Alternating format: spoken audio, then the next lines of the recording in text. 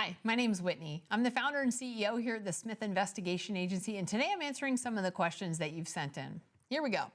How do private investigators use social media to catch cheaters? Ultimately, that's one tool that we could potentially use, to catch somebody in infidelity, because surveillance might be one tool that we send out an investigator to collect and document evidence so that we can see what the subject behaviors are. So that being one of the main tools that's used. But of course, some individuals, they're not having a physical affair. They might just be having an emotional affair, right? Where they're, texting an individual maybe from a dating app or from a social media application where they're, DMing somebody or, something like that. So if accounts are private, then there's nothing that we can do. We can't hack into accounts. We can't go into, any of that kind of private stuff, right?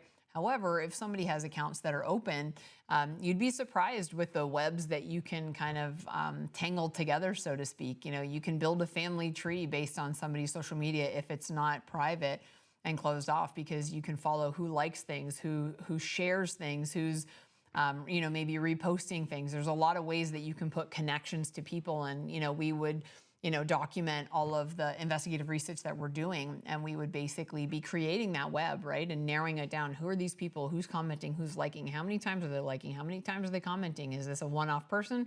And it's probably not someone we need to worry about. But if somebody's having an affair, you have to kind of think of it of when you first get in a relationship. You're excited, you're intrigued by the individual, you're giddy, you're all that stuff, right? So if you're engaging with that person on social media, you're going to be liking and double tap hearting everything and really engaging in a bigger way.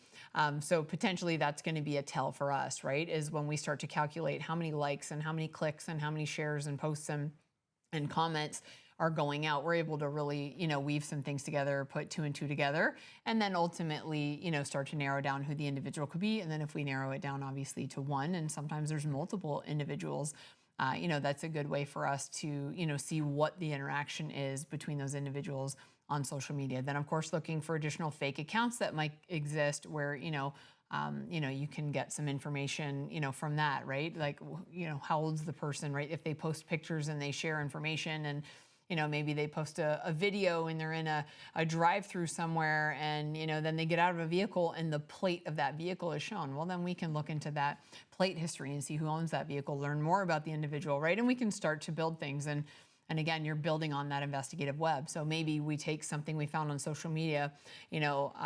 Sometimes people post, pictures of having my coffee on the porch in the morning, and you can see the garbage and recycling hasn't been picked up yet, but you can see what city is on the side of that. So let's say it says the city of Toronto. Okay, well now I can narrow it down that the individual lives in Toronto, and then I can take that neighborhood and I can try and look and piece things together in different ways, to learn more about that subject. So social media can be a great tool for you as an individual if you're looking for things, and then of course for us to use to locate some information about individuals and hypothetical affairs that are taking place.